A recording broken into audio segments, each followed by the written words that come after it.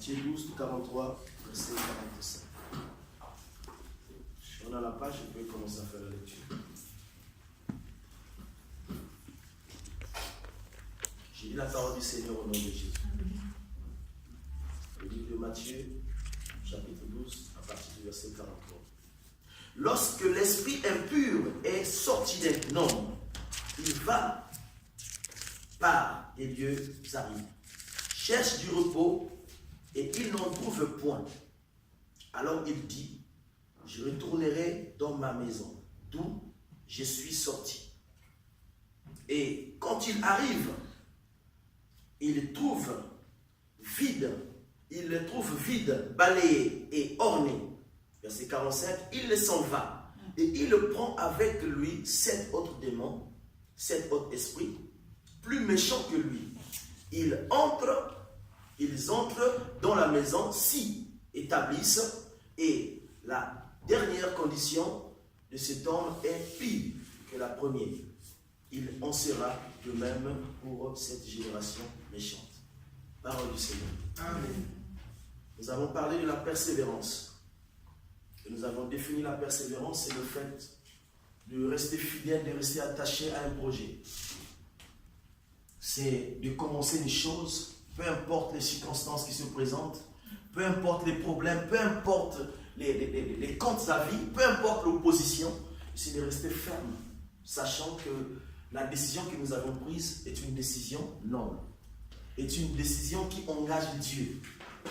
Nous avons dit que la décision noble, le dessein noble, en fait, c'est une décision ou un projet d'où Jésus en tire un profit.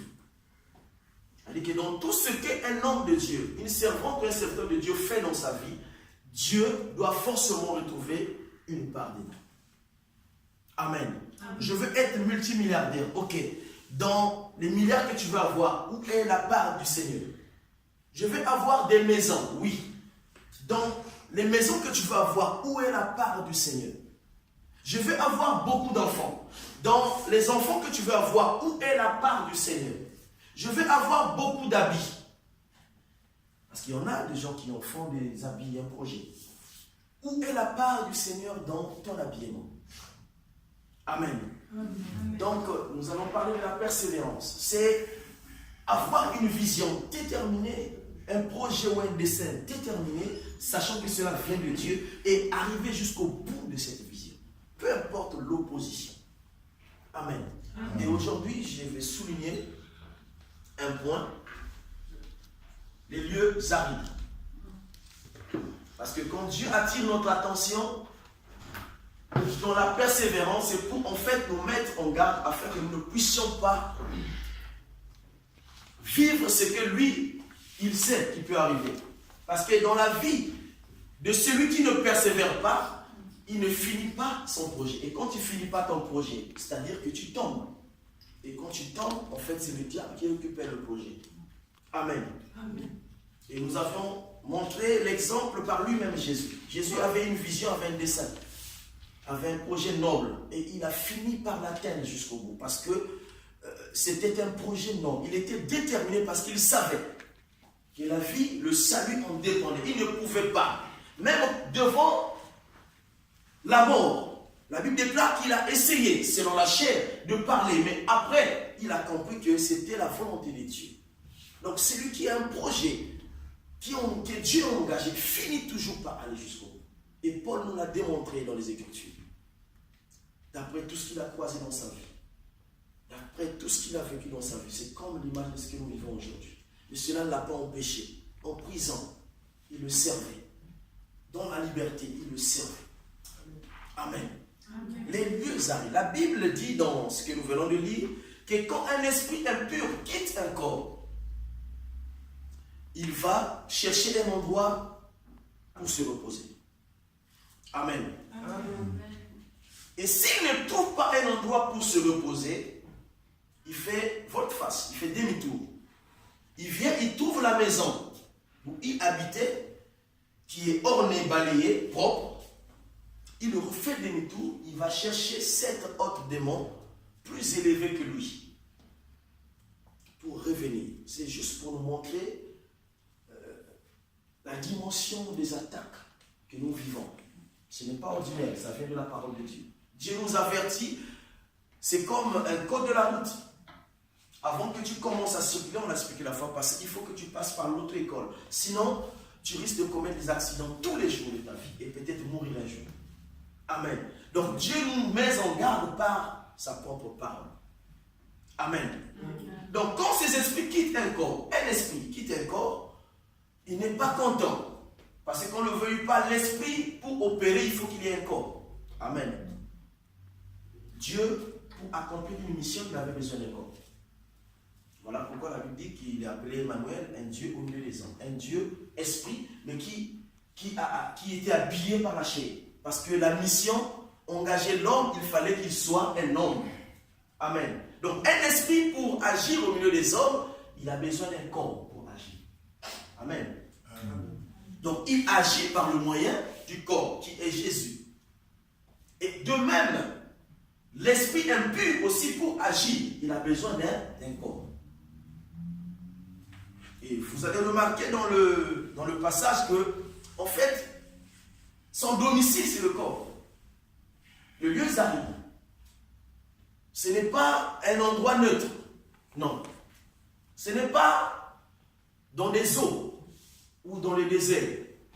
Mais c'est un corps. La fois passée, on a parlé du deuxième ciel. Je crois qu'on avait expliqué un peu ce que c'est que le démon, le siège des démons. On a parlé de l'âme. L'âme est dans la chair.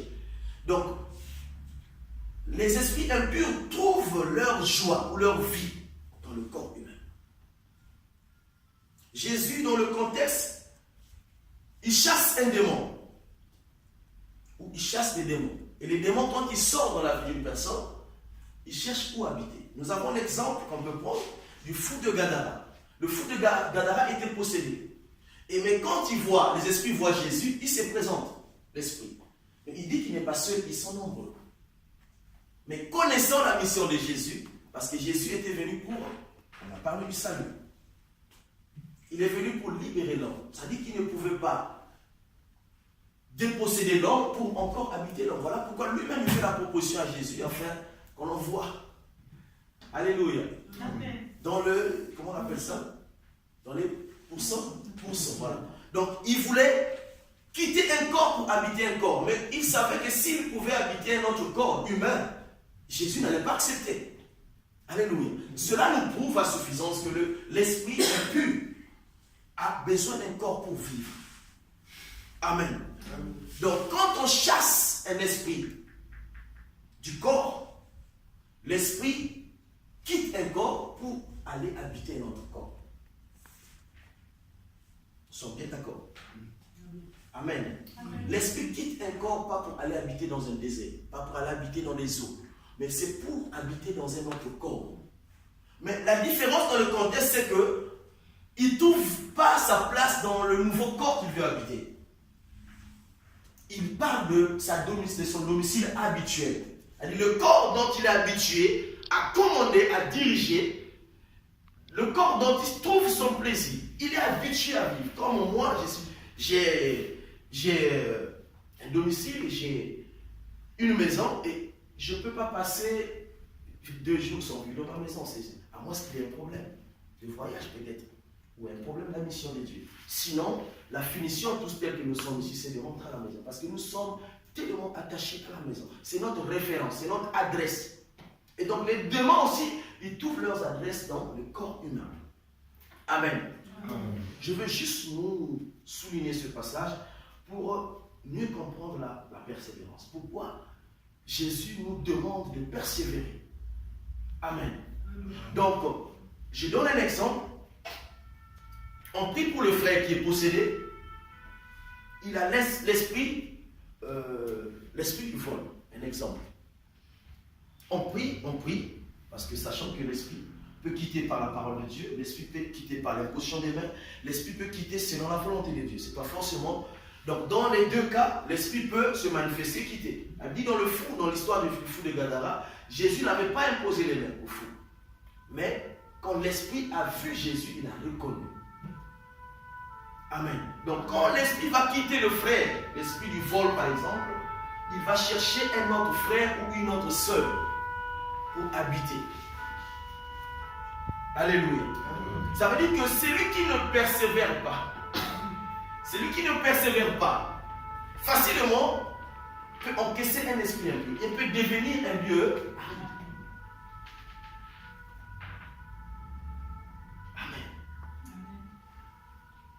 S'il part et qu'il revient, qu'il trouve que la maison est propre et habitée par le Saint-Esprit, ce n'est pas le fait que tu pries tous les jours, ce n'est pas le fait que tu jeûnes, ce n'est pas le fait que tu prêches, que les esprits impurs doivent avoir peur de toi. Non. La vie qu'il est revenu, il a trouvé la maison ornée. Ça veut dire que la condition de la personne avait la présence du Saint-Esprit, de Dieu. Mais il repart, il cherche 7 autres démons plus forts que lui. Ça montre un peu l'image du combat que le chrétien vit sur la terre. Amen. Amen. Le combat n'est pas facile. Mais avec Dieu, tout est possible. Parce qu'en fait, c'est lui qui nous préserve, c'est lui-même. C'est lui qui nous met en garde, c'est lui-même. Amen. C'est lui qui chasse les démons, c'est lui-même. Donc, en d'autres termes, c'est lui qui se confie entièrement en Jésus. Peu importe le nombre de démons, peu importe la manifestation, peu importe les attaques, ils ne finiront jamais par la tête. Ils ne peuvent pas. Les démons ne peuvent pas avoir accès dans un corps si toi, le propriétaire du corps, tu ne lui donnes pas accès. Il faut que tu donnes cette légitimité-là au démon afin qu'il pénètre. C'est comme un voleur. Une maison mieux gardée. C'est difficile. Le voleur va tourner, il va chercher, il va étudier des plans, mais si la maison est bien gardée, il ne pourra pas voler. Et si les choses terrestres sont l'image des choses spirituelles, nous devons en prendre les enseignements là-dessus. Quand une maison normale est bien protégée, le voleur ne peut pas voler. Même quand vous avez l'argent dans votre poche, si vous surveillez vos poches, peu importe les pickpockets dans le jam, ils ne peuvent pas voler. Parce que vous êtes vigilants. Ils ne peuvent pas. Comment ils vont prendre? Si vous êtes conscient que vous avez de l'argent, il faut le préserver. Là, je crois que j'ai donné une explication. Là-bas, c'est des macans. Vous vous souvenez, homme de Dieu? Là-bas, c'est des bus, des autocars. En fait, c'est des macans et quand tu rentres, il y a plein de gens, il faut tenir comme ça. Si tu ne tiens pas, ça te balance. Et tu pars, tu touches ton salaire et tu mets dans la poche. Tu ne peux pas être comme ça. C'est comme ça que les voleurs, en fait, ils déterminaient celui qui avait l'argent et celui qui n'avait pas l'argent. Je ne pouvais pas être comme ça, toujours comme ça. Préservé. Parce qu'ils sont tellement. C'est une étude qu'ils ont fait. En fait, ils font que ça toute la vie. Il y a des gens qui pensent que c'est de la magie. Ce n'est pas de la magie. Ils te prennent de l'argent sans pourtant que tu le saches. Ils peuvent même ouvrir ton sac et refermer. Et tu arrives à la maison, tu commences à accuser n'importe quel homme, mais ce n'est pas la maison. C'est d'où tu viens quand tu as piqué. Tu as volé de l'argent. Et Dieu nous met en garde afin que nous ne puissions pas être comme ces hommes-là, qui laissent une maison, il dort, il laisse la fenêtre ouverte, il laisse la porte ouverte. Et le voleur n'a pas besoin de fournir un effort pour rentrer, pénétrer une maison pendant que tu dors. Il dit qu'il est venu, autant qu'homme fort, avant de piller la maison de l'homme fort, il a d'abord lié. Il a lié, après avoir lié l'homme fort, c'est là qu'il a pillé. En fait, il parlait des choses qui appartenaient à lui. Parce que tu as aussi la capacité de retrouver le voleur qui a volé tes biens et récupérer tes biens. C'est de là, en fait, qu'il parle. Tu le lis parce que tu te laisses en liberté, tu veux prendre le bien. Mais s'il est libre, il reviendra prendre ses biens encore. Parce que c'est son travail. Amen. La persévérance, bien aimé. La détermination dans la chose de Dieu. J'ai noté un passage qui est dans Hébreux 6, à partir du verset 4. Quelqu'un peut me faire la lecture? Je n'ai pas eu de le voir, s'il vous plaît. Hébreux 6, à partir du verset 4. Nous allons comprendre comment servir le Seigneur quand nous marchons avec les portes ouvertes ou quand nous ne sommes pas dans la persévérance. Car il est impossible que ceux qui ont été une fois éclairés, qui ont goûté les dons célestes, qui ont eu part au Saint-Esprit, qui ont goûté la bonne parole de Dieu et les puissances du siècle à venir, et qui sont tombés, soient encore renouvelés et amenés à la repentance, puisqu'ils crucifient pour leur part le Fils de Dieu et l'exposent à l'ignominie. Parole du Seigneur. La Bible dit qu'il est impossible à celui qui a goûté. C'est-à-dire que celui qui a le salut, on nous parle du salut. Celui qui sait qu'il est sauvé. Celui qui sait qu'il marche dans le salut. Celui qui sait qu'il a hérité le royaume des cieux. Il a goûté la parole de Dieu. Il a goûté le royaume. Parce que le salut, accepter le Seigneur, en fait, c'est le début d'un processus. Ce n'est pas la totalité du salut. Le salut a un processus. Mais déjà, tu es dans le processus du salut. Parce que tu as la parole de Dieu. Tu jouis déjà, tu es comme dans la cour du royaume. Tu commences à jouir des biens de ton Père. Mais tu n'es pas encore arrivé. C'est ce que Paul nous dit. Et il a lutté pour arriver jusqu'au bout. Et il est impossible pour celui-là qui a goûté ces choses, qui est allé plus loin, qui tombe. C'est difficile. Nous avons des exemples. Aujourd'hui, j'ai des pasteurs aujourd'hui qui sont devenus des ivrognes à jamais. Tu le vois, il était hier pasteur. Les impudiques, les adultères. Tu le parles de la parole de Dieu, il connaît la parole de Dieu. C'est des gens qui ont goûté, qui ont compris la grandeur du salut, mais qui ont cédé. Et la parole est restée dans la bouche. Tu sais, il est écrit dans tel verset. Il t'explique la parole, même le verset que tu ne connais pas. Mais il n'est pas dans le processus. Il avait goûté, il avait senti. Il est impossible. Pourquoi? Alléluia. Amen. Parce que la condition est devenue pire que la première condition. Vous savez, quelqu'un, il y a des gens qui ont des dents de disputer. Parce que disputer, c'est autre chose. Disputer. C'est-à-dire que, on appelle ça au soin. Il y a des gens qui ont ces dents-là. Il peut te prendre 2 heures. Il parle, tu ne parles pas. Et si c'est un esprit qui lui pousse à parler comme ça pendant 2 heures, si cet esprit-là lui quitte et qu'il revient avec 7 autres, ça veut dire que cette même personne peut parler pendant une journée sans se fatiguer. En tout cas, les gens, il ne faut même pas essayer de lutter avec, parce que ce n'est pas lui, en fait. Il y a des gens qui peuvent tenir toute une nuit. C'est comme nous, on peut passer une nuit de prière, tu ne te rends pas compte que tu pries, jusqu'au lendemain matin. Ce n'est pas toi, c'est l'Esprit de Dieu. Amen. Et cette personne-là aussi, il y a des gens, moi j'ai connu pas mal de gens, s'il ne se bat pas pendant la journée, il n'est pas à l'aise, il ne rentre pas chez lui. Il faut qu'il ait la bagarre quelque part. Et ils sont animés par des esprits. Mais si il arrive à passer une journée, et si 7 démons, plus forts que ces démons qui lui fait des bagarres pendant une journée, imaginez la condition. Voilà pourquoi la Bible nous met en garde, bien aimé. Le chemin du salut. Je bénis l'homme de Dieu qui a eu cette vision du salut. Parce que le salut, en fait, Dieu a sa part, l'homme aussi a sa part. La Bible dit dans l'histoire de Lazare que Jésus s'approche de la tombe, il fait une prière, Lazare sort. Lazare était ressuscité, oui ou non? Mais Lazare n'était toujours pas libre. Amen. Amen. La Bible ne dit pas que c'est Christ qui s'approche de Lazare pour le délier. Non. Parce que, en fait, les bandes qui étaient autour de Lazare, ce n'était pas Christ qui l'avait fait. Ce sont des hommes qui ont fait. Il y a des choses qui n'engagent pas Dieu, qui engagent les hommes. Amen. Amen. Qui ne demandent pas parfois que Dieu intervienne. Voilà pourquoi il est écrit dans 2 Pierre, je crois 1, à partir du verset 5, que faites tous vos efforts. Dieu nous recommande de fournir les efforts. Il ne dit pas qu'il va travailler pour nous, mais il demande à l'homme, après être sauvé, après avoir reçu le salut, mais aussi de fournir un effort, afin de joindre sur la foi les éléments qui sont cités. Et à la fin, vous allez comprendre pourquoi.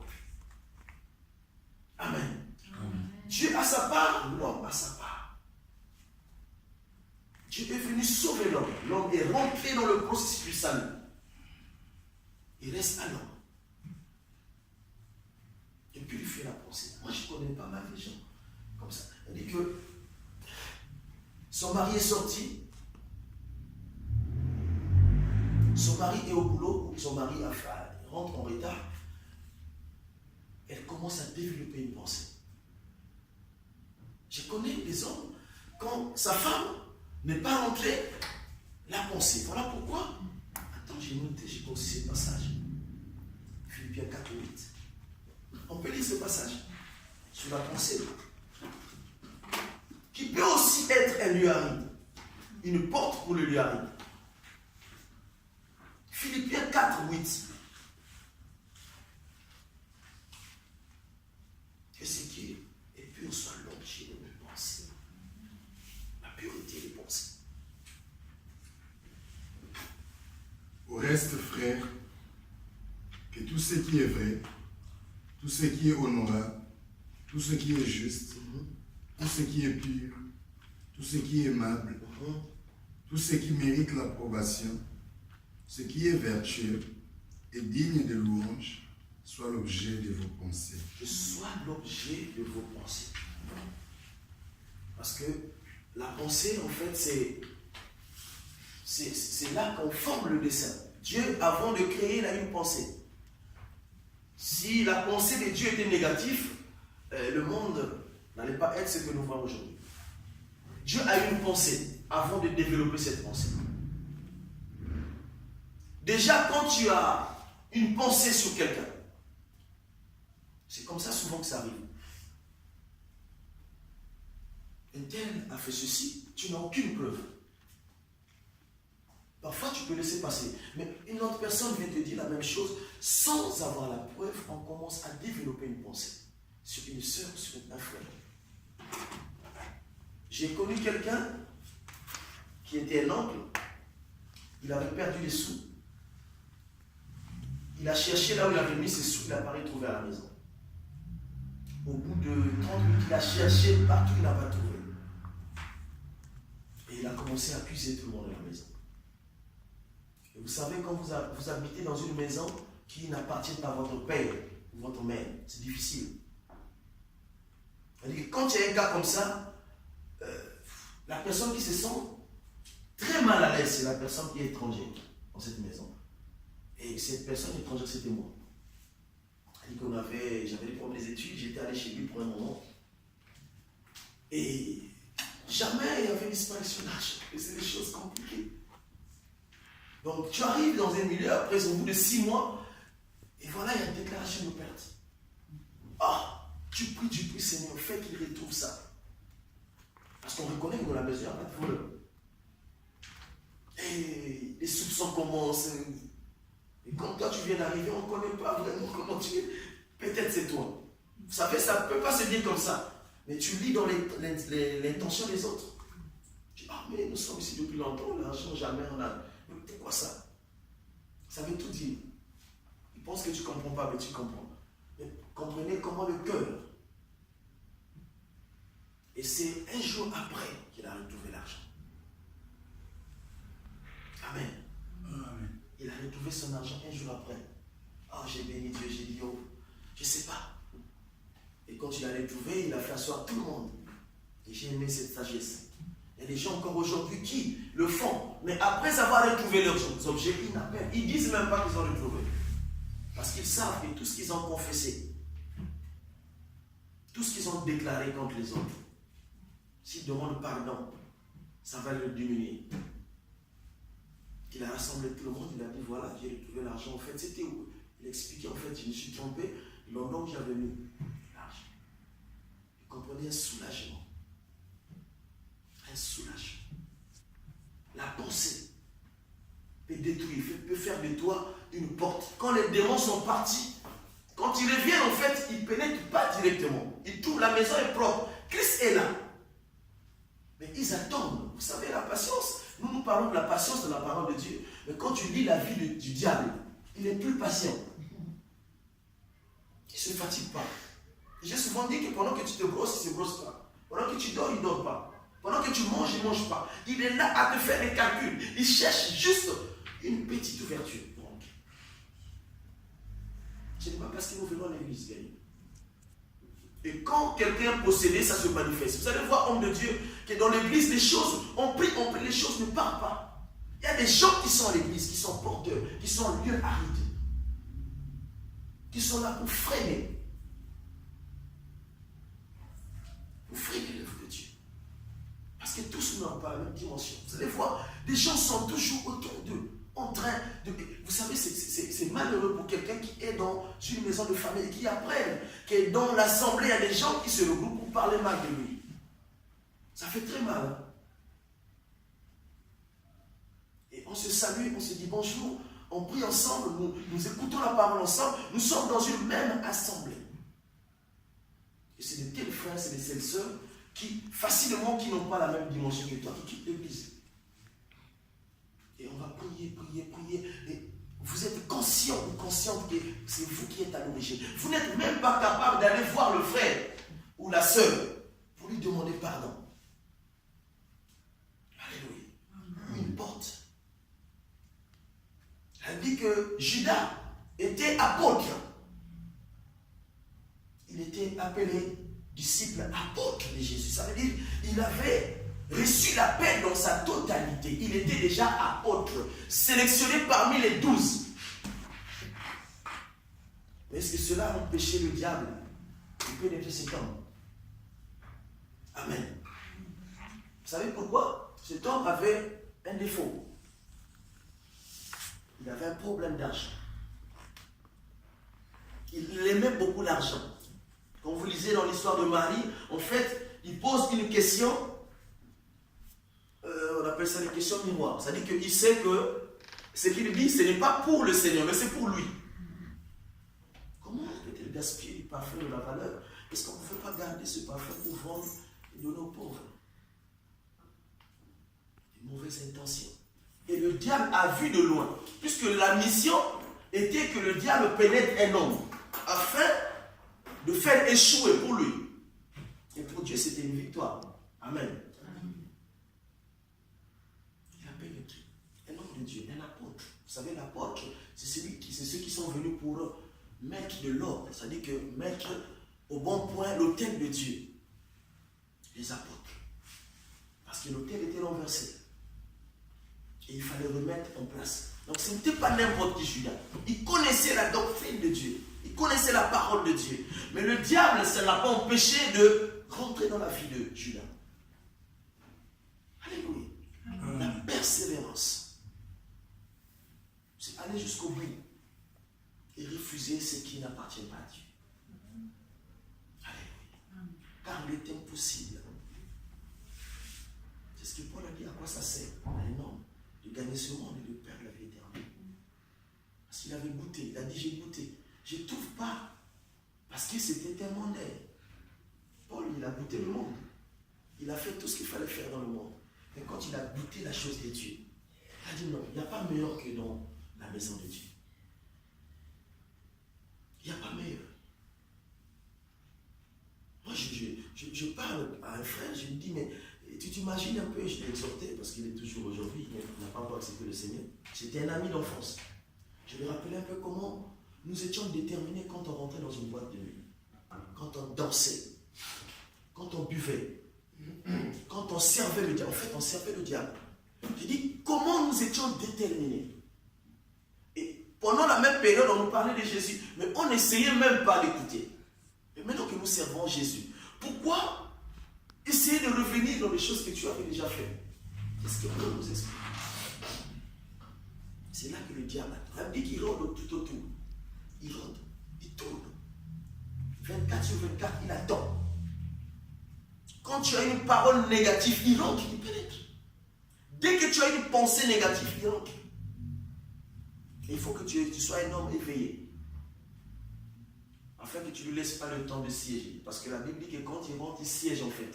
Et quand il siège, vous savez, quelqu'un, quand il vient chez toi, il est debout. Il faut que tu lui donnes la place. Si tu ne lui donnes pas la place, la tendance serait quoi? C'est qu'il ne mettra pas du temps. Et tu peux lui demander de ressortir. Mais si quand la personne est assise, même toi le propriétaire de la maison, pour lui demander de se relever, ce n'est pas facile. Même quand tu as une préoccupation. Amen. Donc ne laissons pas, persévérons dans les choses de Dieu, afin de ne pas laisser l'opportunité. Amen. Les lieux arides, c'est le corps. Et ça se constate facilement. La Bible déclare que nous reconnaîtrons l'arbre par ses fruits. On peut facilement reconnaître la manifestation du Saint-Esprit dans la vie d'une personne. Tout comme on peut facilement reconnaître la manifestation de l'Esprit impur dans la vie d'une personne. Amen. Amen. Et quand vous trouvez que cette manifestation-là est contraire, ça se répète. Non, il faut s'élever. Et il faut commencer à combattre cet esprit. Et quand vous combattez cet esprit, prenez garde des autres qui vous entourent. Parce que cet esprit, quand il quitte un corps, il cherchera un autre corps pour aller habiter. Sinon, vous allez faire un travail en vain. On peut chasser un esprit dans l'esprit du frère et dans le corps du frère. Il va habiter le corps du frère. On n'a rien fait. Nous sommes de la même assemblée. Si nous ne sommes pas ensemble, si nous n'avons pas tous les portes fermées, on va commencer à juste en fait changer de domicile dans un même domicile. Dans l'assemblée, on va juste faire changer de domicile aux démons. Vous allez voir aujourd'hui, ça se manifester dans la vie du frère, et demain, ça se manifeste dans la vie de la sœur, et ainsi de suite. Alléluia. Soyons persévérants. Et évitons que ces choses nous arrivent. Mettons-nous en garde. Nous allons nous lever, on va prier.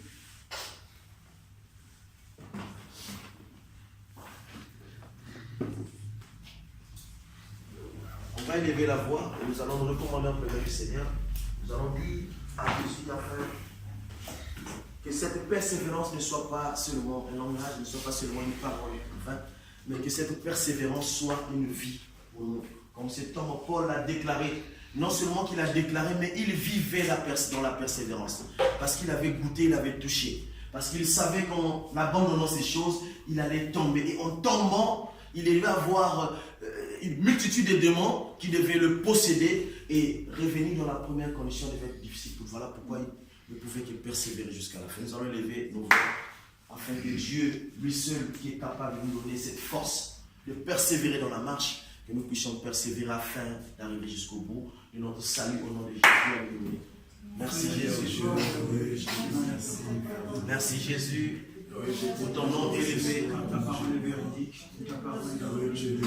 Merci Jésus. Je ne veux pas être celui-là qui a goûté, qui a touché Jésus et qui se perd Jésus, Père éternel. Mais je veux être celui-là qui écoute ta parole, oh Dieu, et qui, comme met en garde toute sa maison, oh Dieu, afin que les esprits impurs ne puissent plus revenir, oh Dieu Tout-Puissant. Fermez toutes ces portes, oh Dieu Tout-Puissant, afin de persévérer, Jésus, dans ta marche, oh Dieu. Laisse que ton nom ce soir soit élevé, afin que tout un chacun prenne conscience, oh Dieu, de cette exhortation, Jésus, afin que nous puissions te servir, nous puissions faire de toi une priorité de servir Jésus. Restez attachés à toi, Jésus. Restez avec toi, au Père éternel, afin que ces portes ne soient pas ouvertes. Merci Jésus. Moi et ma maison, nous servirons le Seigneur, mon Dieu. Je veux qu'aucune porte, aucune fenêtre soit ouverte dans ma maison, mon Dieu. Oui, celle de mon enfant, celle de mon époux Jésus. Car le diable est venu par Ève, au Père éternel. Bien que la porte d'Adam était fermée, mais il est venu par Ève, oh Dieu. Je ne veux pas, oh Père, que les portes de mon épouse, que les portes de mes enfants soient ouvertes, oh Dieu. Alléluia. Oh merci Jésus. Je ferme, oh Père, par ton concours Jésus. Soutiens-nous, oh Père, afin, oh Dieu, qu'après avoir goûté, nous puissions exceller, oh Dieu, aller de gloire en gloire, oh Dieu. Alléluia. Merci Jésus. Sois béni, Père de gloire, dans le nom de Jésus. Merci Jésus. C'est dans le nom glorieux et puissant de Jésus que nous t'avions ainsi prié. Priez. Amen. Amen. Merci. Salut ton frère,